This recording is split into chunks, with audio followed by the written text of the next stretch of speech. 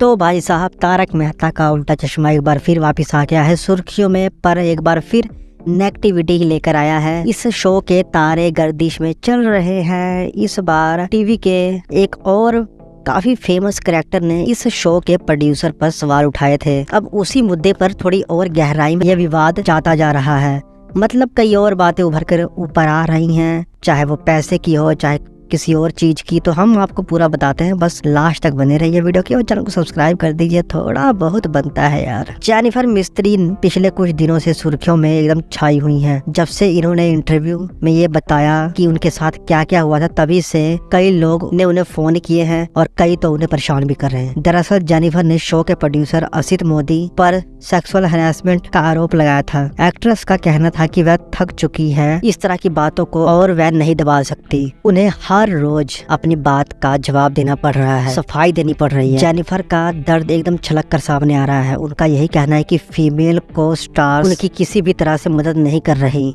मतलब तारक मेहता शो में जितनी भी फीमेल अभी स्टार्स हैं, जितनी भी उनकी सह कलाकार थी, उनकी तरफ से कोई भी हेल्प नहीं हो रही। तो देखो यार, ना तो आप जानते हैं असलियत क्या है, ना तो हम जानते हैं असलियत क्या है, पर मुझे लगता है कि एटलीस्ट जो को स्टार है उनको सामने आकर कुछ न कुछ तो सफाई देनी चाहिए कि हाँ, कितना जेनिफर सही बोल रही है, कितना जेनिफर गलत बोल रही है। जैसे कि तारक मेहता शो में बेड़े का किरदार निभाने वाले एक्टर, उन्होंने उसी दिन ही बोल दिया था कि जेनिफर गलत बोल रही है। चलो ठीक है, उन्होंने कम से कम अपनी सफाई तो दी, दर्शकों के बीच में थोड़ी सी तो जो कंफ्यूजन है उसको क्लियर करने की कोशिश की उन्होंने। तो फीमेल एक्टर पर ये पूरा मुद्दा है, उन्हीं पर ये पूरा विवाद चल रहा है। तो आई थिंक फीमेल एक्टर को सामने आकर कुछ ना कुछ तो बोलना चाहिए कि उनका क्या एक्सपीरियंस रहा है अभी तक, जेनिफर कहाँ तक सच है, कहाँ तक झूठी है। आपके क्या विचार है मुझे कमेंट करके बताना कि को स्टार को, जो फीमेल को स्टार है, उनको आगे आकर इस बात पे सफाई देनी चाहिए कि नहीं। तो जेनिफर ने कहा कि मैंने इतने समय तक इस बात को दबाए रखने की कोशिश की, किसी को नहीं कहा। पब्लिक में अगर आई तो किसी के कहने पर ही आई हूँ। मुझे किसी ने पुश किया है, मेरा साथ दिया है,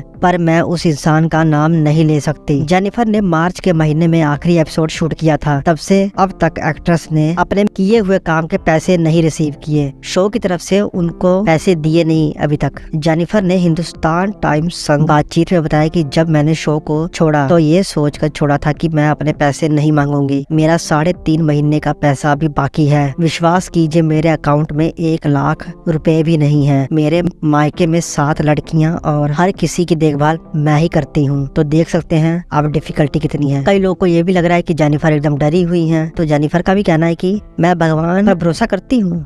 एक्ट्रेस ने कहा कि मैं क्यों सोचूं कि मेरे अकाउंट में 80,000 रुपए है, मैं क्यों डरूं। भगवान ने मुंह दिया है तो खाना भी भगवान दे ही देगा। भगवान ने हमेशा मेरी रक्षा की है, मैं नहीं डरती। जेनिफर इस समय मुंबई में नहीं है। मुंबई की ओर से उन्हें कॉल आई थी जिसमें उन्होंने एक्ट्रेस से FIR के बारे में सवाल पूछा था। हालांकि जेनिफर का यही कहना है कि पहले वह यौन शोषण जैसे शब्दों से डर रही थी, लेकिन अब ठीक है, अब नहीं वो डर। जेनिफर ने इंटरव्यू में कहा कि मुझे नोटिस मिला है, उसमें लिखा है कि उन्हें मेरी वजह से नुकसान झेलना पड़ा है। मेरे से इस पर 7 दिनों में जवाब भी मांगा गया है। नोटिस पढ़कर मैं घबरा गई थी, पर मेरे वकील अमित खरे ने मुझे उन 15 सालों की चीजों के बारे में लिखने को कहा जो मैंने सेट पर झेली थी। जब मैंने लिखा तो उन्होंने मुझे कहा कि ये सेक्सुअल हैरेसमेंट का केस है। मैं डर गई थी क्योंकि मेरे लिए ये बहुत बड़ा शब्द था। इतनी हिम्मत शायद मेरे में थी नहीं उस वक्त, पर मेरे वकील ने मुझे समझाया। मैंने अपने करीबी दोस्त से इसके बारे में बात भी की। मैंने शुरुआत में तो मेकर्स को कोई नोटिस नहीं भेजा था, पर हाँ, मैंने सोहेल रमनानी को अपने साथ हुए 15 साल के वाकये को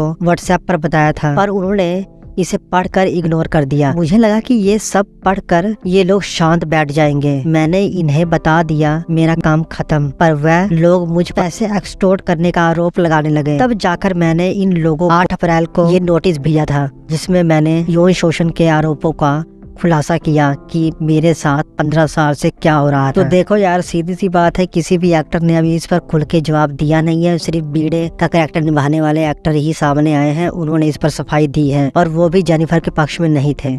बाकी जब तक महिला एक्ट्रेस सामने आकर बात नहीं करती, तब तक शायद ही इस पूरे मुद्दे पर इतनी सफाई आ पाए। बाकी जो इसके प्रोड्यूसर है असित मोदी, उन्होंने तो उसी दिन सफाई दे दी थी। जो भी आपका विचार है मुझे कमेंट करके बताइए। आप इस शो के कितने बड़े फैन हो, कौन सा आपका फेवरेट कैरेक्टर, कुछ भी आप बता सकते हैं।